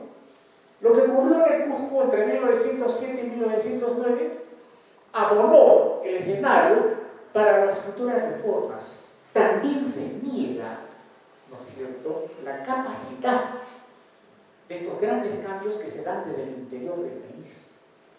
Igual sucede, ¿no?, con el caso de Tupac Amaru, precursor.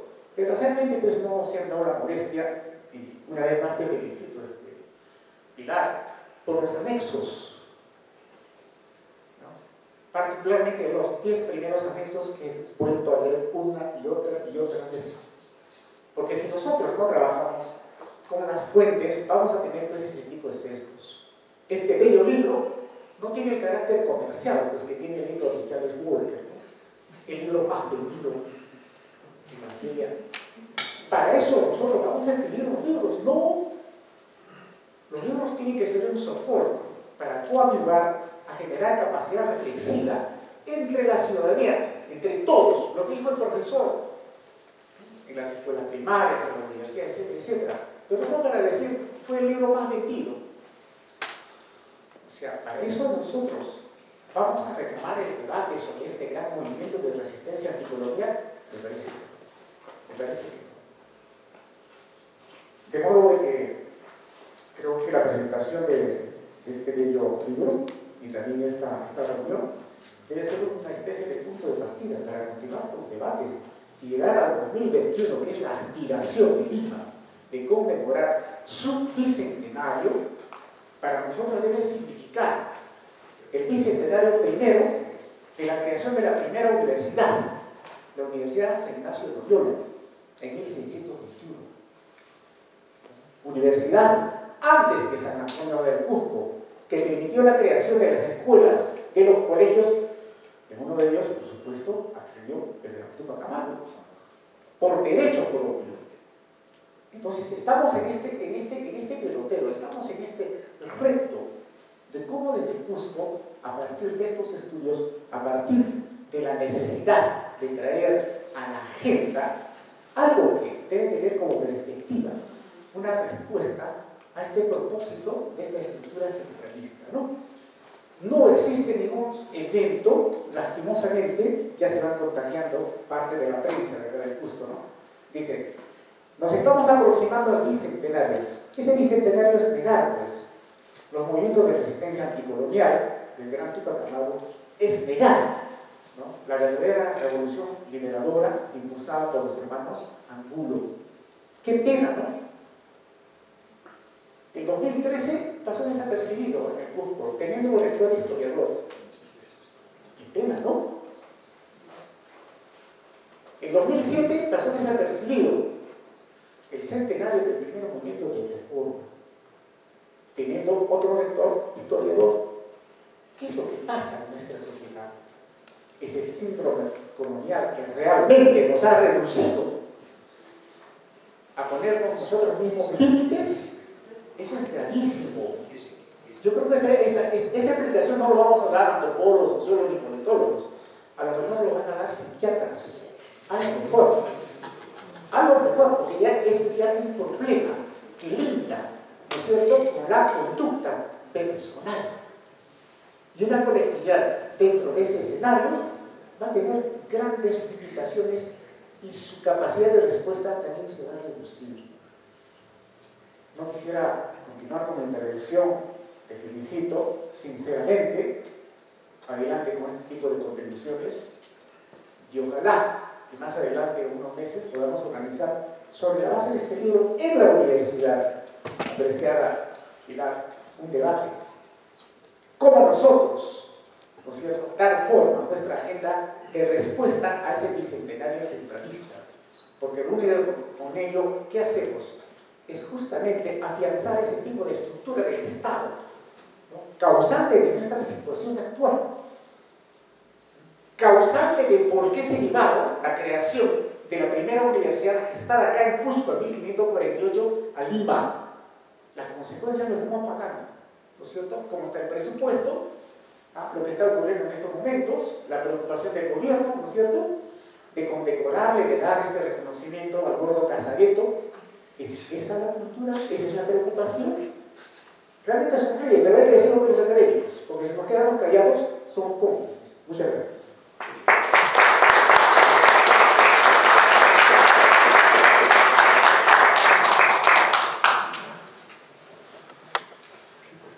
Gracias, muy buenas noches con todos. Primeramente agradecer, señora Pilar Roca, por el trabajo que está haciendo, es sumamente importante y valioso para todos nosotros. Y como que percibimos en estos últimos tiempos una corriente con auspicio internacional y nacional también para minimizar y reducir, si es posible desaparecer, la figura, como usted lo ha dicho muy bien, icónica de José Gabriel Tupac Amaru. Y por otro lado, que no se le da importancia a toda la información que está apareciendo por el esfuerzo de los investigadores en realmente reivindicar y valorar como corresponde a este proceso de la independencia. Como bien lo han señalado, esta revolución de Tupac Amaru fue el inicio de todo un proceso, ¿no? Fue, como usted dice, la culminación de un proceso andino, pero es el inicio de un proceso emancipador. De hecho, lo que viene después, cuando Pumacahua deja de ser persecutor y se convierte en un participante, y esta revolución se extiende, con los hermanos Angulo, se extiende a la zona de Apurímac, Ayacucho, y se genera ahí la rebelión de los Morochucos, que llevó a que Cangallo fuera arrasada 2 veces y la segunda vez incendiada y demolida, para que, como dijo Carratalao, el otro español, nunca más se vuelva a escuchar el nombre de este abyecto pueblo. Y la rebelión de los Morochucos llevó a que se proclamara por primera vez la independencia en el año 1814, que es la primera declaración de independencia, que no fue un negociado de declaración como ocurrió con San Martín en Lima, sino una independencia declarada y cumpliendo los pasos, ¿no? Cabildo, proclamación y jura, que según la tradición, los rebeldes de Cangallo y los Morochucos firmaron la jura, el acta, con sangre en sus venas. Entonces es todo un proceso que se oculta. Cangallo celebró hace 2 años el bicentenario de la primera declaración de independencia. Y sin embargo, a nivel nacional, pues no hay nada, ¿no? Toda esa lucha, esa resistencia que permitió llegar al triunfo de Ayacucho en diciembre, pues no se conoce ni se difunde. Bueno, disculpen que hable tanto. Tenía algunas ideas, no soy historiador, mi formación es de otra de otra área, pero tengo mucho interés y agradezco esas oportunidades de poder acceder a este conocimiento que se está compartiendo aquí. Habría que pensar un poquito también en cuanto al proceso económico, el tipo de economía que llega a Perú en la época de la conquista o fundación, porque ya en el siglo XV se da la revolución en los Países Bajos en Europa. O sea, ya se está generando un sistema muy incipiente, una economía de tipo liberal, ¿no?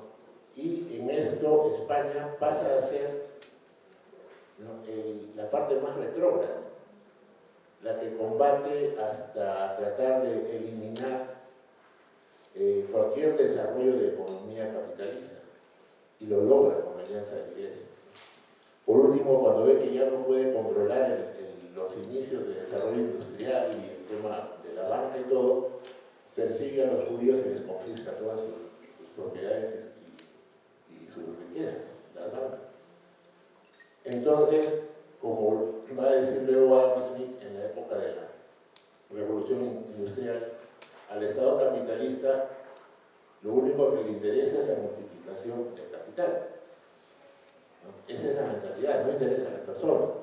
La razón de ser del Estado capitalista liberal es la reproducción del capital, y todo se realiza en función de eso, ¿no? Y luego viene esto dándose, obviamente los borbones entran también dentro de esta situación, y acá están los españoles que quedaron con las ideas más atrasadas, ¿no?, y que luego se ven,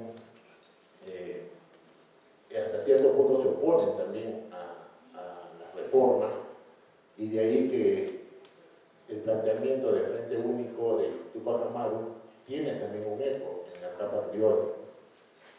Sin embargo, bueno, después suceden otras cosas, pero me parece que es importante también considerar el tema de la economía política y cómo esto va moviéndose en el mundo a partir del siglo XV, sobre todo, y cómo lo sucede con los países andinos, que debido a esta relación de dominación colonial por España, también tenemos consecuencias en el proceso posterior. Una situación que es importante y quería anotar es que, según tengo entendido, fue el virrey Toledo el que establece los trajes que ahora llamamos trajes típicos, ¿no?, que son básicamente los trajes españoles. Y de hecho, si uno compara los trajes españoles, los trajes típicos de Castilla, de Segovia, de Andalucía, del siglo XV y XVI, que se usaron hasta el siglo XVIII, los trajes que usan nuestros campesinos en todas las regiones son una copia inicialmente de esos trajes, a los que luego nuestra población le pone su propia característica, ¿no?, su propio gusto, su propia personalidad. Y con la música también sucede algo así.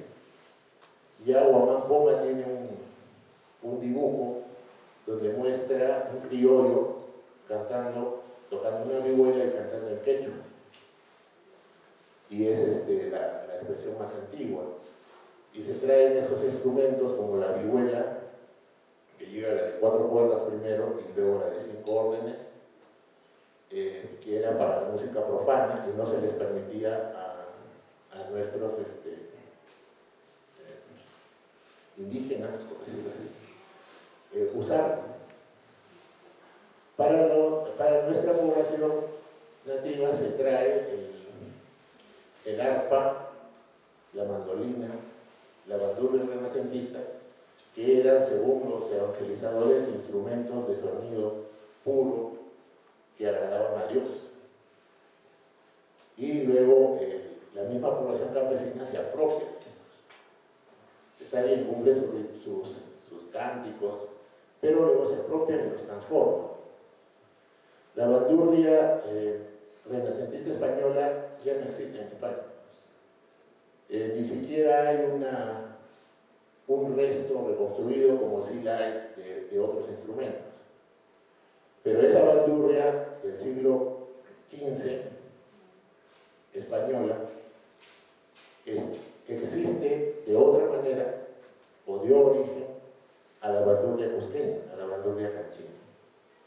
Un instrumento de 4 órdenes que ha cambiado de manera que si alguien viniera y dice esta no es la bandurria española del siglo XV, este es otro instrumento, porque es diferente, porque tiene 3 o 4 bolas por orden y suena distinto. ¿No? Igual pasa con otros instrumentos. Entonces es como que la población también recibe la dominación, pero también se apropia de elementos. Y de hecho, el hecho de que haya ciertas manifestaciones culturales en Tupac Amaru, en la gente que le siguió, no resta su carácter indígena, andino, ni reivindicador de lo andino, ni emancipador. Pero hay elementos que ya forman parte, digamos, de la memoria ancestral, pero que tienen origen colonial, no solamente, no ya de prehispánicos, sino a partir de la colonia. Bueno, esos son algunos comentarios sobre esto. Disculpe si he hablado mucho, pero quería participar. Gracias.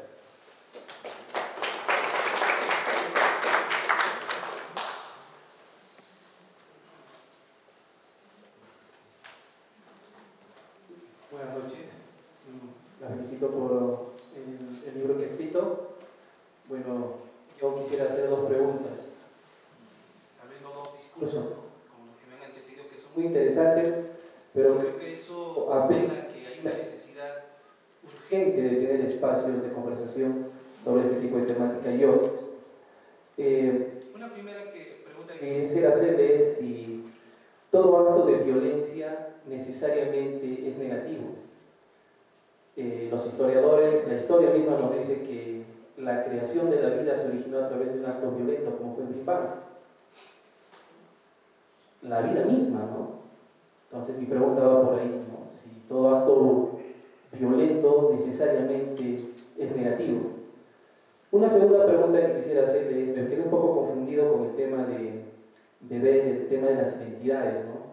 Usted hablaba de las culturas chanca, la cultura huanca, pero hay un viejo proverbio, digamos así, ¿no? De un escritor, creo que fue Maquiavelo, quien dijo, divide y reinarás, ¿no? Y a veces en las divisiones está en que alguien gane, ¿no? Y ahí me hacía una reflexión y una pregunta, ¿no? El territorio cusqueño, el 53% es amazónico. Y a veces yo me acuerdo, el año pasado estuve en Lima con algunos primos, sobrinos, y me decían siempre, ¿no? La tendencia, oye, serranito, ¿no? Oye, serrano. Yo le decía, discúlpame, yo no soy serrano, yo soy más amazónico. Y los dejé también confundidos. Y ahí va mi segunda pregunta, ¿no? ¿Cómo deberíamos llamarnos nosotros en la región Cusco y en general en el país? Le entendí que somos personas andinas. En todo caso, deberíamos reconocernos como andinos. Pero en el caso concreto nuestro, si nos pudiera dar algún alcance, siendo nuestro territorio mayoritariamente amazónico, ¿cómo deberíamos llamarnos? ¿Quechuas, andinos o amazónicos? No sé, tal vez es una pregunta inocente, no soy del tema, no soy del área que hace referencia, ¿no?, al tema que se está tratando, pero es una inquietud que me gustaría también nos pudiera resolver el día de hoy. Gracias.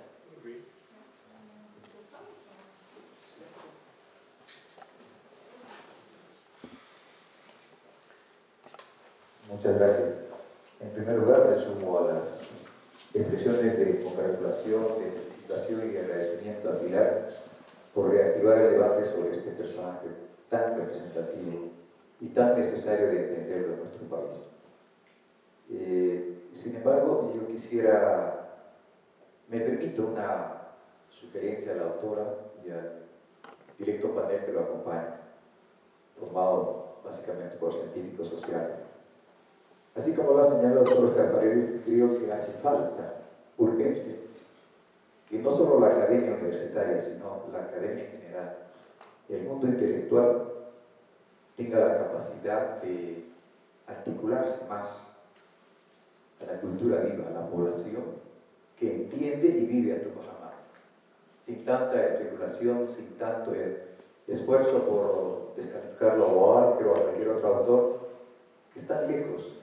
Me he permitido como artista recrear un espectáculo inspirado en la película de Federico, el esposo de Pilar, que se llama Tupac Amaru vive, porque Tupac Amaru está vivo, y Pilar lo ha comprobado cuando va a Tinta, ¿no?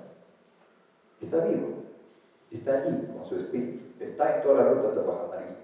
Entonces, también le ruego a este grupo selecto de panelistas y a Pilar que asistan a los eventos de los indios, para llamarlo, como no te gusta el término, ellos también se están llamando poblaciones originarias.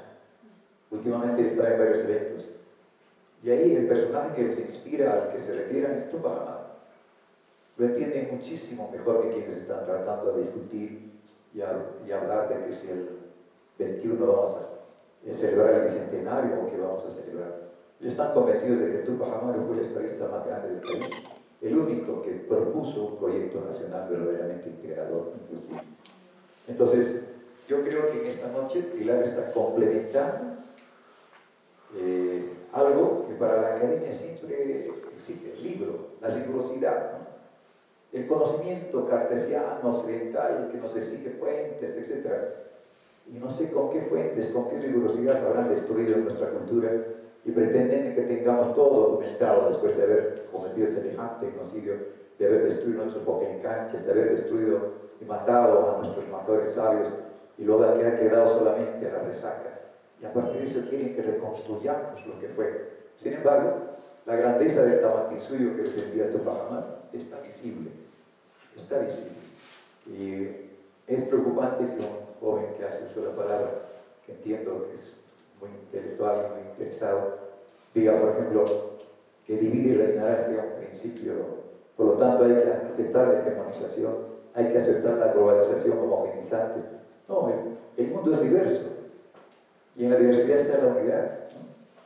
La Luna es tan necesaria siendo satélite como la Tierra o como el Sol, y no necesita ser reconocida como Sol o como planeta para ser importante, ¿no? Entonces el mundo tahuantinsuyano entendió eso, y Tupac Amaru corporizó eso. No fue un simple, incluso emancipador o precursor, fue un hombre que quiso reconstituir el Tahuantinsuyo, pero no a la medida del Tahuantinsuyo anterior, sino adaptado a las circunstancias. Por eso que convocaba a todos, a negros, esclavos, mestizos, indios, incluso españoles empobrecidos. Entonces, creo que estamos todavía muy lejos de entender la dimensión de Tupac Amaru y la necesidad de apropiarnos de su mensaje. Entonces, decía que Pilar está complementando en el mundo académico lo que hace tiempo hizo en el pueblo Federico. La película Tupac Amaru es tal vez el documento de mayor valor histórico audiovisual que se ha difundido en toda América y gracias al cual recién reconocen a Tupac Amaru. No hay peruano, creo, que no haya visto esta película y a partir de esa película entienda quién fue Tupac Amaru. De manera que ese es el camino. Yo recupero y rescato más la labor artística de Pilar Roca, no tanto la de intelectual, porque no ganas nada, Pilar, peleándote, tratando de desmentir a los intelectuales que siempre han estado en caminos equivocados, divorciados del pueblo. Gracias.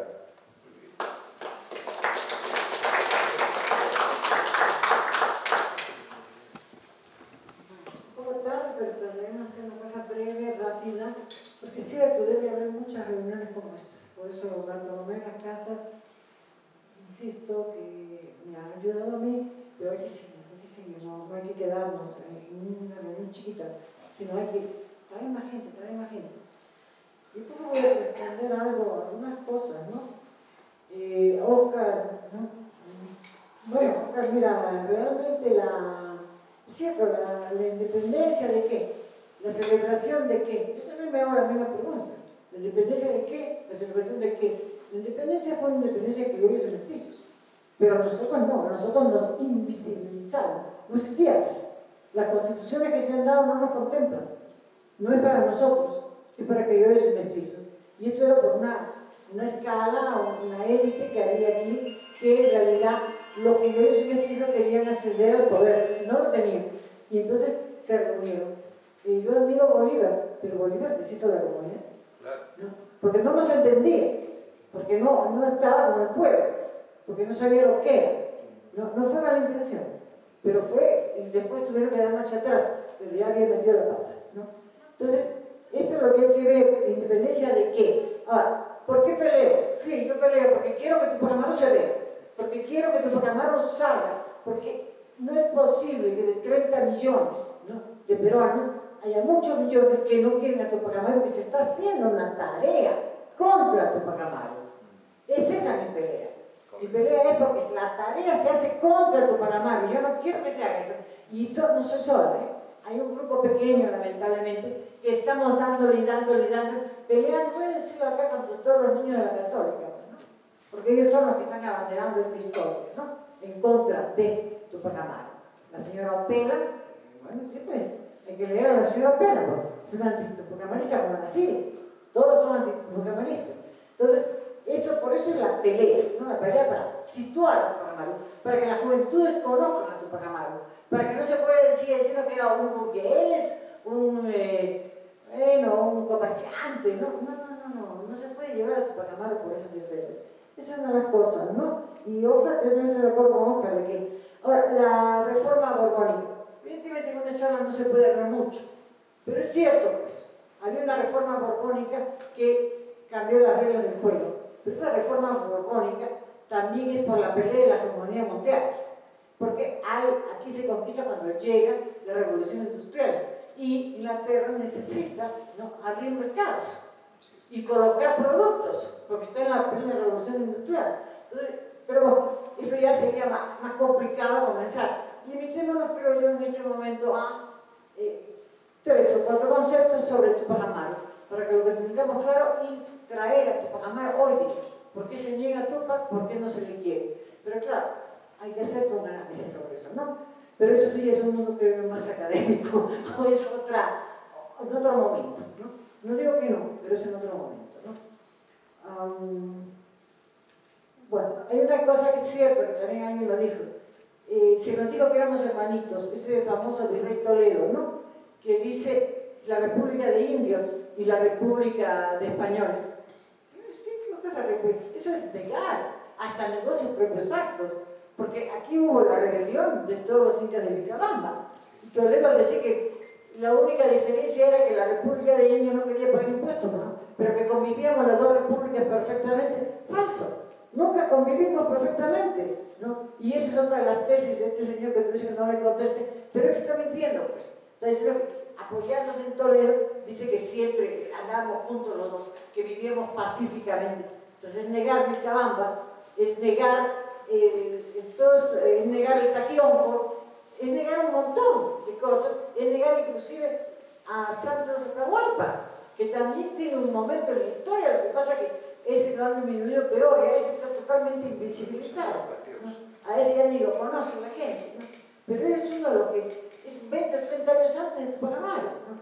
Ese Atapohuaxo también se le niega, ¿no?, también está invisibilizado. Tupac Amaru es la cúspide de una pirámide de movimientos de población en lo que ellos llamarían originaria, ¿no? Eso es, y con eso sí se viene abajo todo, ¿no? Eso es un poco. ¿Qué hago de Maquiavelo, no? Hay la violencia. Toda violencia no es negativa. Hay la violencia revolucionaria, hay la violencia cristiana.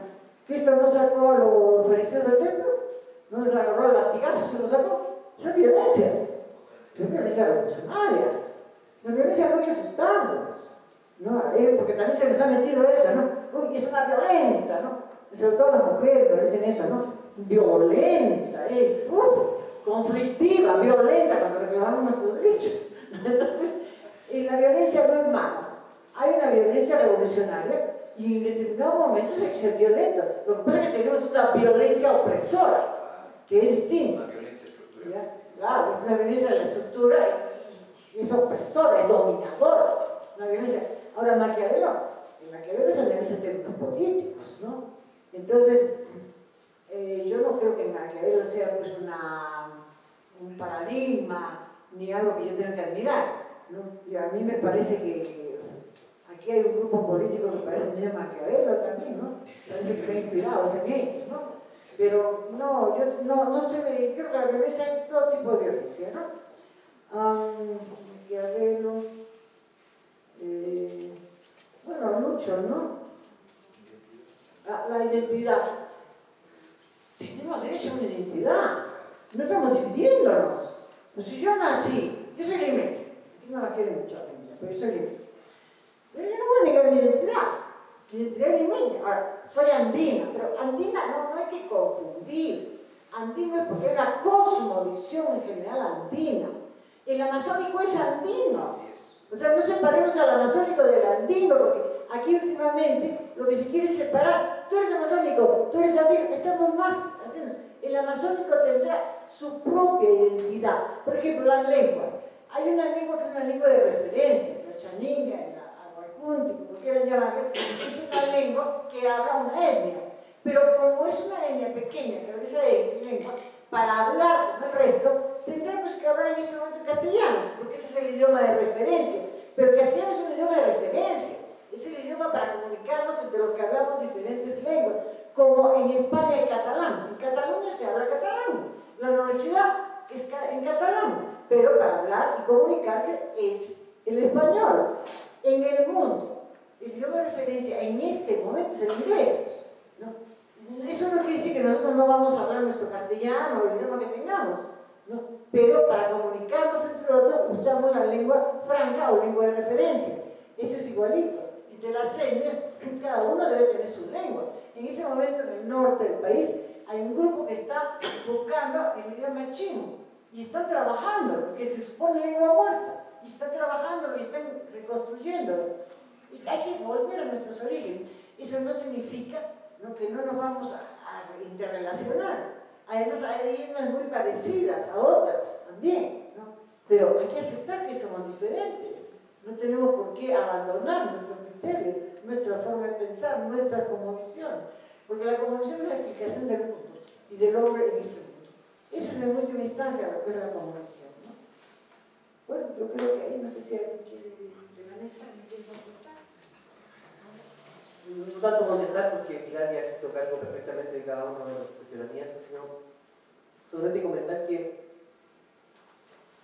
en mi opinión personal, los intelectuales o los profesores no debiésemos estar ausentes de los grandes procesos políticos, no debiésemos estar al margen de nuestros pueblos, no debiésemos eludir las responsabilidades históricas y políticas. En mi opinión personal, los intelectuales, los profesores, tenemos que ser parte, y somos parte, lo digo desde mi fuero personal, de los distintos procesos que se viven, tener respuestas, análisis para la economía minera, tener propuestas para la economía agrícola, ganadera, tener opinión sobre el urbanismo en el Cusco, tener una posición tácita, razonable, democrática sobre la política regional, nacional, internacional. Independiente de la ideología que profesemos o el sector político que representemos, debiésemos avanzar con progresismo hacia la integración. Por lo menos mi compromiso personal es estar al lado del pueblo. Y me siento muy feliz y muy orgulloso de ser parte de mi pueblo.